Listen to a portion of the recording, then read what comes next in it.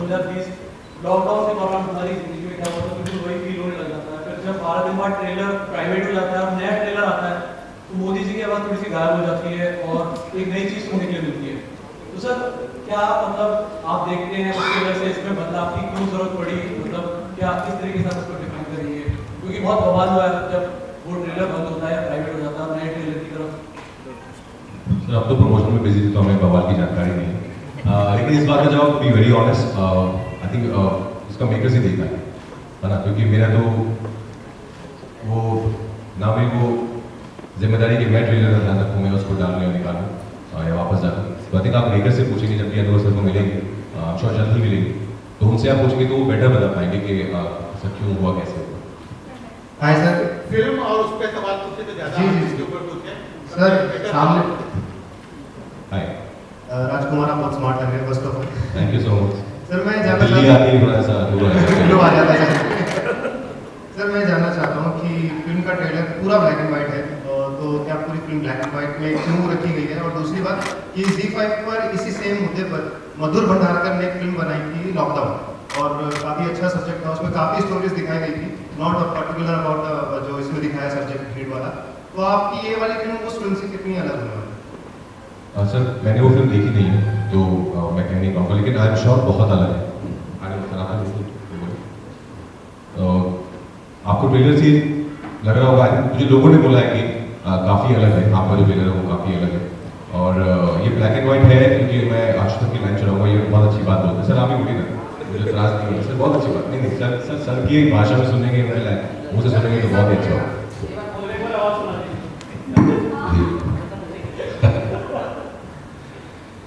जो black and white film बनाई है उसके पीछे सिर्फ एक ही कारण है कि जो भी हमारे जीवन की त्रासदी होती है, आपदा होती है या विभीषिका होती है, जिसे हम अंग्रेजी में ट्रेजेडी कहते हैं, वो कभी भी रंगीन नहीं होती, वो हमेशा श्वेत या श्याम होती है। अगर आप देखेंगे तो जैसे बिग बैंग जब हुआ था तो हमें ये कहा जाता है कि धरती पर पहले गहन अंधकार था और फिर एक धमाके के साथ प्रकाश हुआ। तो जब उस आप ब्लैक एंड वाइट जोन से बाहर निकलते हैं तब कहीं हमारे और आपकी जिंदगी सतरंगी होती है, रंगीन होती है।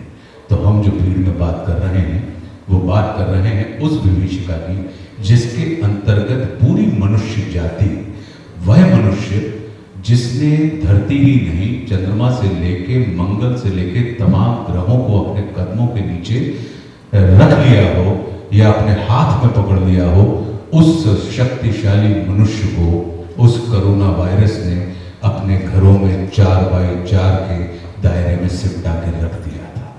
तो आप ये सोच सकते हैं कि ये कितनी बड़ी आपदा थी मनुष्य जीवन में जो हमारे और आपके सामने निकल के आई, और उसके पीछे वजह सिर्फ यही थी कि वो दौर जो था वो ब्लैक एंड वाइट का था।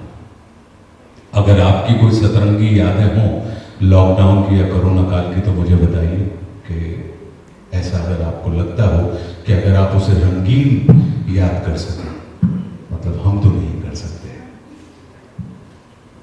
सर टीजर हट गया, उसके बाद दोबारा डाला गया, उसमें कुछ चीजें जैसे तुमने भी बोली कि हटाई गई, मोदी जी की आवाज नहीं दब गई।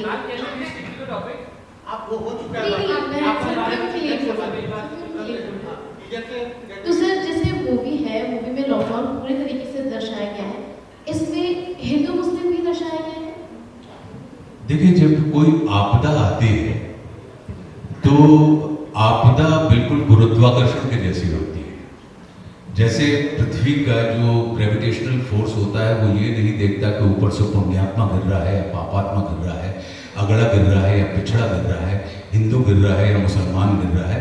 उसका धर्म होता है कि जो कुछ भी ऊपर से नीचे की तरफ आएगा वो अपनी तरफ खींच लेगा। तो जो आपदा होती है वो भी किसी वर्ग, वर्ण या जाति या धर्म या देश काल परिस्थितियों को नहीं देखती, वो सिर्फ आपदा होती है। और उस आपदा के संपर्क में आने वाला प्रत्येक मनुष्य, उसकी तमाम विशेषताएं समाप्त हो जाती हैं, और जब व्यक्ति की विशेषताएं समाप्त हो जाती हैं तब वो भीड़ में कन्वर्ट हो जाता है और भीड़ के जैसा दिखाई देने लगता है। तो मुझे लगता है कि ये जो ट्रेजेडी थी उसने हमारी और आपकी समस्त विशेषताओं को समाप्त कर दिया था। इसलिए हमारी फिल्म भीड़ है कि जिसमें विशेष लोग भी शेष हैं।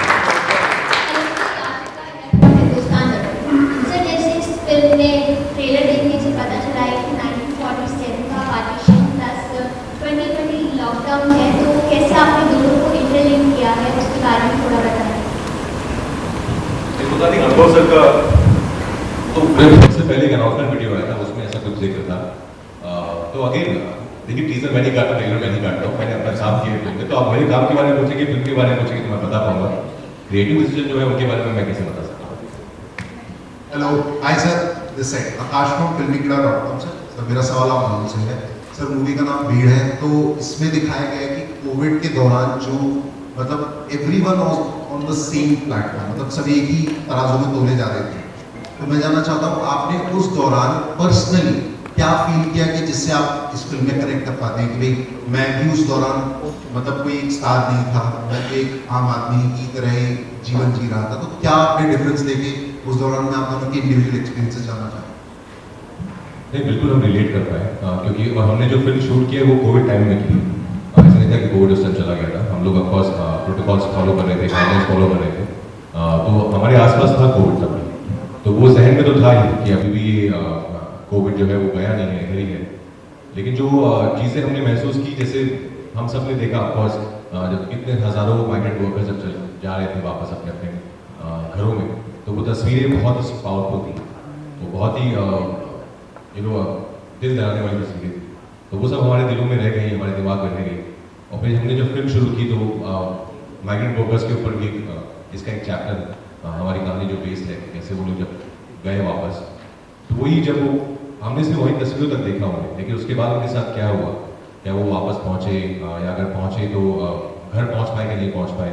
तो उसी के चलते अनुभव सर ने एक फिक्शनल कहानी बनाई है, इन फिक्शनल किरदारों को लेकर, जो एक जंक्शन पर मिलते हैं। कहानी एक दिन की है, वहाँ पर ये मिलते हैं और फिर इनके साथ क्या क्या होता है। जैसे हमने कहा कि ट्रेजेडी चल रही है पूरी दुनिया में, ग्लोबली, ऐसा नहीं कि सिर्फ हमारे देश में है। तो उसमें जब ये मिलते हैं तो कौन कैसा, सबकी ह्यूमन नेचर जो है बाहर निकल के आने लगते हैं। हमारी फिल्म उस बारे में, ह्यूमन स्पिरिट के बारे में, हमारी फिल्म एक्चुअली होप के बारे में। हमारी फिल्म एक बहुत ही पॉजिटिविटी के ऊपर मैसेज देने की कोशिश कर रही है। Hello sir. जी सर, मेरे अनुभव, सबसे पहली बात तो ये है कि इसको सिर्फ आप हमारी ही फिल्म ना कहें, क्योंकि कोविड काल से आप भी ग्रसित रहे हैं और पूरा का पूरा विश्व ग्रसित रहा है, तो ये आपकी भी फिल्म है। और जैसी हमारी यादें हैं वैसे ही मुझे लगता है कि आपकी यादें होंगी। इसमें आप भी अपनी पत्रकारिता के कारण आपको देखना पता लगा होगा कि कितनी नई नई टेक्निक्स आ गई थी, कि हम ऑनलाइन काम करने लगे थे और सारी की सारी चीज़ें हम दूर रहते हुए कर रहे थे। क्यों? क्योंकि कोविड जिस तरीके से था कि पहले पता लगा कि भाई सैनिटाइजर से इस्तेमाल कर लीजिए, फिर पता लगा कि नहीं ये मेटल पे इतनी देर रहता है, फिर लगा कि प्लास्टिक पे इतनी देर रहता है, फिर आपने देखा होगा कि अगर लिफ्ट में कोई चल रहा है तो वो पिन से उसके बटन को दबा रहा है, फिर आजू बाजू से निकलने, फिर अचानक लगा कि नहीं देखने से होने लगा है, फिर लगा कि हवा से होने लगा है, कई किस्म की तमाम चीज़ें थी। और इसका सीधा संबंध जीवन से था। और इस विश्व में ऐसा कोई व्यक्ति नहीं होगा जो आज की तारीख में हम और आप सब जीवित हैं, जिसके किसी एक जानने वाले ने जीवन ना खोया हो पूरे विश्व में। मुझे लगता है ये इतनी बड़ी भयानक भयंकर त्रासदी थी जिसने मनुष्य के अहम को तोड़कर उसके अंदर मनुष्यता का निर्माण किया था और सोई हुई मनुष्यता को जगाने का काम किया था। क्योंकि मनुष्यता जागती ही तब है जब हमारा जीवन संकट में आ जाता है। तो हमारी जो फिल्म है भीड़ की जो कहानी है वो मनुष्यता की कहानी है। क्यों? क्योंकि वो मृत्यु से जीवन की तरफ भागने वाले कदम हैं जो निरंतर कहीं ना कहीं उनको जीवन की आशा है उस दिशा में भाग रहे हैं। और उस रास्ते में पड़ने वाली तमाम बाधाएं या तमाम चुनौतियां उनके जीवन में कहीं ना कहीं मनुष्यता का विकास कर रही हैं। अब रही बात मेरी, तो कोविड में मैंने जो सीखा, मुझे लगा कि हमारे जीवन में लग्जरी से ज़्यादा महत्व हमारी नेसेसिटी का है। कि हम चाहें तो हम बहुत सामान्य जीवन में जी सकते हैं, हम बहुत सारी व्यर्थ के अपव्यय करते हैं। दूसरी चीज़, हम दुनिया से तो जुड़ जाते हैं, संसार से तो जुड़ जाते हैं, लेकिन परिवार से और स्वयं से नहीं जुड़ पाते हैं। तो हमने देखा कि उस कोविड ने, जो कि महामारी थी, एक भयंकर त्रासदी थी, लेकिन उसने कहीं ना कहीं संसार से जुड़ने वाले व्यक्तियों को स्वयं से जुड़ने का अवसर दिया, स्वयं से जुड़ने वाले व्यक्तियों को स्वयं के परिवार से जुड़ने का अवसर दिया। और मेरा ये मानना है कि अगर आप स्वयं से जुड़े हैं, परिवार से जुड़े हैं, तो विश्वास कीजिए जब संसार से जुड़ेंगे तो बहुत अच्छे तरीके से जुड़ जाएंगे। हमारी फिल्म ये बताती है। सर मैं रोहित मौर्य देसी मार्टनी से। सर मेरा सवाल है कि ये जो फिल्म में जो आशुतोष जी आपने जो थप्पड़ मारा है रियल में, वो रियल में थप्पड़ मारने की क्यों जरूरत पड़ी? क्योंकि जनता ऑडियंस तो ये देखती है कि सिर्फ ऋषभ क्यों किया, वो कोई रियल नहीं होता, तो ये रियलिटी क्यों लानी पड़ी इतनी ज़्यादा? देखिए ये निर्भर करता है अभिनेताओं की सहजता के ऊपर, और अक्सर हम लोग ऐसा करते नहीं हैं। ये आप सही कह रहे हैं कि जितने भी हमारे एक्शन सीक्वेंसेस होते हैं उसमें एक एक्टर दूसरे एक्टर की बॉडी को टच भी नहीं करता है, लेकिन कभी कभी मौके की नज़ाकत के हिसाब से या शॉट की रिक्वायरमेंट के हिसाब से जब दोनों एक्टर सहमत होते हैं इसमें कि नहीं वो इम्पैक्ट, क्योंकि एक ही शॉट में वो सीन होना है और होने के तुरंत बाद उसमें कहीं कोई बीच में कट नहीं है, तो आपको वो फिंगरप्रिंट भी यहाँ पर चाहिए है। और साथ में उस किस्म का एक थरथराता हुआ, जब आपने कभी झापड़ खाया है पिताजी से या मम्मी से? खाया है? नहीं? अच्छा, तो जो झन्नाटेदार थप्पड़ के बाद मुझे बताओ कि आपके गाल की ये मसल्स हिलती थी कि नहीं हिलती थी? थोड़ी देर तक सन्न होता रहता था। और वो उसी मूवमेंट के लिए कभी कभी एक्टर जब अपने राजकुमार जैसे जो अभिनेता हैं, ये किसी भी किरदार की खाल में घुस जाते हैं। लोग बाल की खाल निकालते हैं, ये खाल में से बाल निकाल के फिर बाल की खाल निकाल के उसके अंदर घुसने वाले ये उतने निपुण अभिनेता हैं, तो इनके साथ तो ऑन द डोज रहना पड़ता है। और फिर इनकी रिक्वायरमेंट को मुझे लगता है कि पूरा करने के लिए कभी कभी आपको उन चीज़ों को करना पड़ता है, लेकिन ये होती तब है जब दोनों अभिनेताओं की सहमति हो। क्योंकि अक्सर पिटने वाला इस चीज़ को इनकार करता है, पीटने वाला तो तैयार रहता है क्योंकि उसको मारना है, लेकिन अक्सर ऐसा होता है हम अभिनेताओं में कि जिसको ब्लो लेना है या झापड़ लेना है वो सहज नहीं होते हैं। यहाँ पे केस में उल्टा था कि पीटने वाला सहज नहीं था, लेकिन पिटने वाला कह रहा था कि नहीं आप मारिए, आप संकोच मत करिए, ये आवश्यक है, आप करेंगे, क्योंकि ये एक शॉट में होना है। हमारी लाइट भी जा रही है, हमारी एक दिन की कहानी है, लाइट भी जा रही है, तमाम चीजें हो रही हैं, और वो जो इम्पैक्ट है वो शक्ल पे भी आना चाहिए, वो झापड़ का भी, ह्यूमिलेशन का भी, आक्रोश का भी, और अंदर के जो पैथोस है, करुणा है, जो इस किरदार की जो इनका सूर्य प्रताप का जो किरदार है, उस किरदार की जो करुणा है, ये तमाम चीजें आनी चाहिए। तो मुझे लगा कि इसलिए एक बड़ा वैधानिक निर्णय लिया गया कि भाई अभी मतलब हम तकनीक का इस्तेमाल नहीं करते हैं, अभी हम आत्मा का इस्तेमाल करते हैं। Rajkumar and Ashutosh sir, hi, this is Radhika from the Press Trust of India. Trailer के अंदर आप राजकुमार आपके किरदार से I think Pankaj Kapur sir कहते हैं कि हीरो बनना चाहते हैं, आप ही कहते हैं। तो ये हीरो की जो डेफिनेशन होती है ये साल दर साल, युग दर युग चेंज होती रहती है। करंटली ऐसा माना जा रहा है कि शायद कॉमन मैन ही हीरो है आज ऑन स्क्रीन। तो आप दोनों का क्या ख्याल है कि आज के टाइम में हीरो की डेफिनेशन क्या है, और क्या हीरो हमारे अंदर से क्या है? बिल्कुल हमारे अंदर से आता है। देखिए, फिल्म लैंग्वेज में बात करेंगे तो हीरो की परिभाषा, डेफिनेशन कुछ और है, हालांकि मैंने कभी उस टर्म का यूज़ नहीं किया है। हीरो मुझे बहुत अजीब लगता है टर्म यूज़ करना कि मैं हीरो। मैं आजकल मुझे लगता है कि हीरो जब सेकेंड लॉकडाउन जो हुआ था, जिस तरह से हमने देखा कितने सारे हम सब आपस में मिलकर किस तरह से एक दूसरे के लिए खड़े थे, तो मेरे लिए वो सब हीरो। आई थिंक एक कोई भी इंसान जो दूसरे इंसान की जिंदगी में कुछ अच्छा बदलाव ला सकता है by might be doing a very small thing for the other person, I think he or she is a hero for me। तो वो हीरो है हमारे लिए, आई थिंक। और जो बॉर्डर पे लोग खड़े हैं हमारे, वो हीरो है। हम सब तो एक्टर्स हैं, लेकिन हीरो जो है वो सोसाइटी से ही आता है। सर अफसर जी सर, अच्छा, आपको मेरी परिभाषा हो चाहिए। हीरो उस व्यक्ति को आप कहते हैं नायक, जो स्वयं से, जो स्वार्थ की नहीं, परमार्थ के लिए काम करता हूँ, जो स्वयं के लिए नहीं संसार के लिए काम करता हूँ, जो खुद का हित नहीं जगत का हित देखता हो।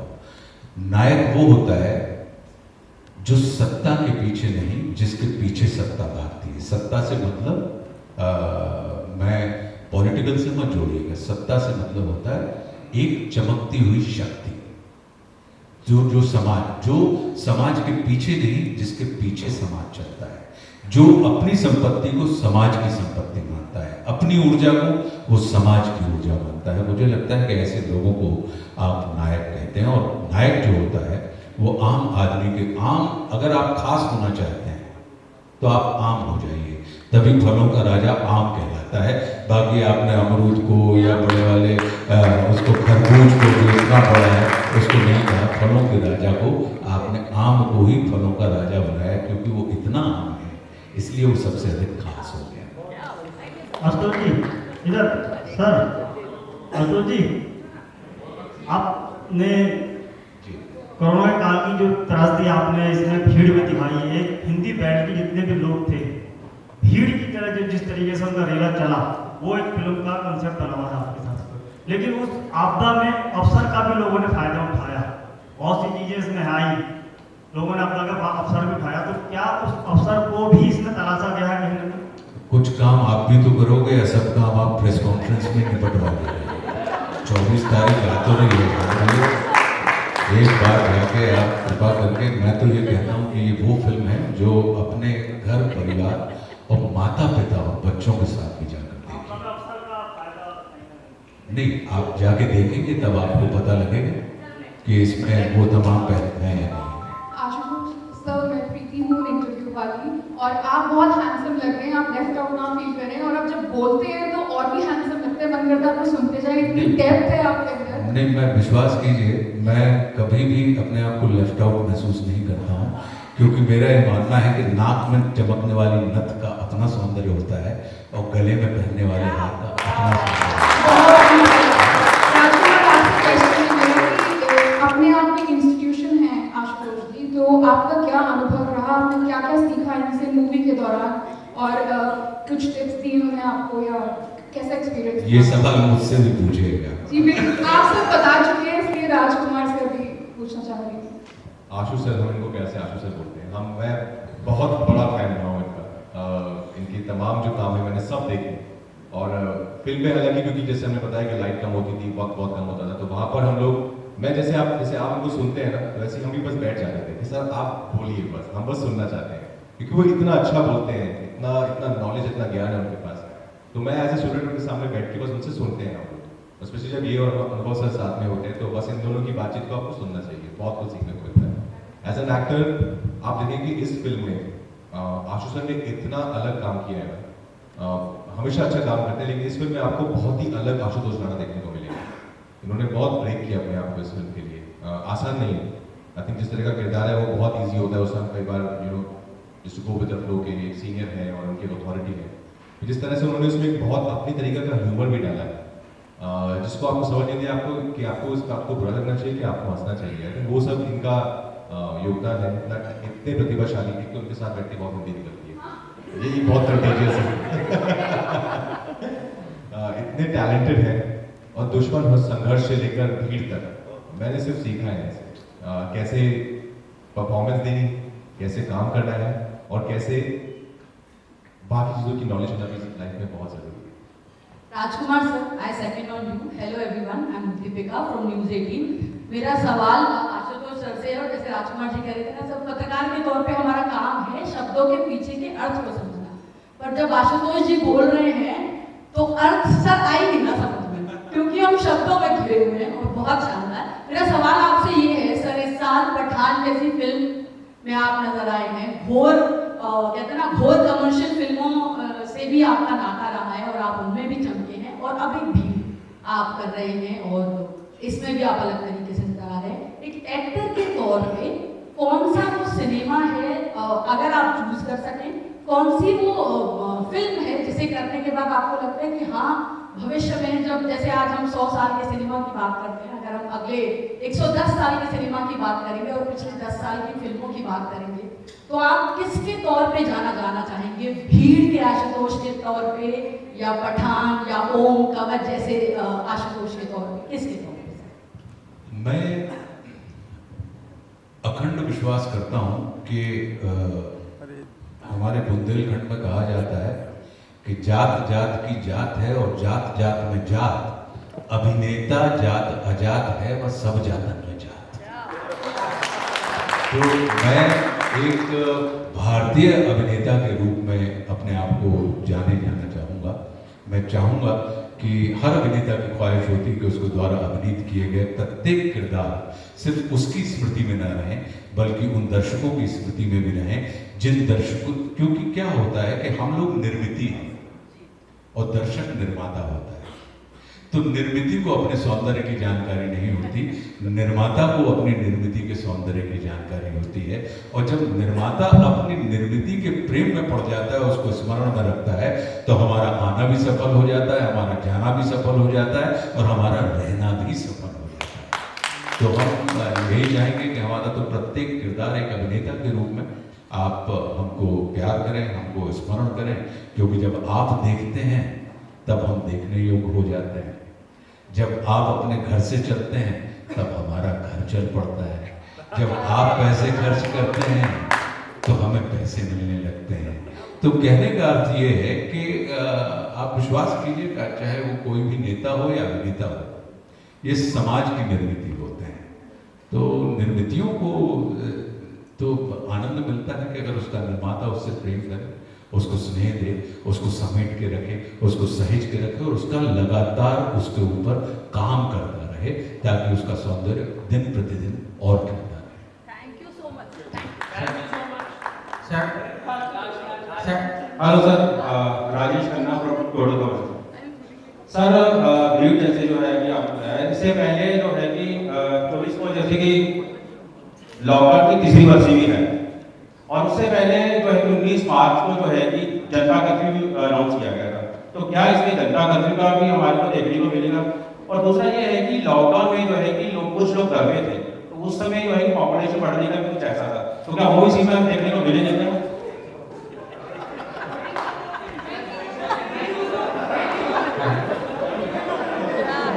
आदमी ने मौत को भी मारा है, आदमी ने जीते हैं तीनों लोग, पर आदमी ही आदमी से हारा है। क्या बात है?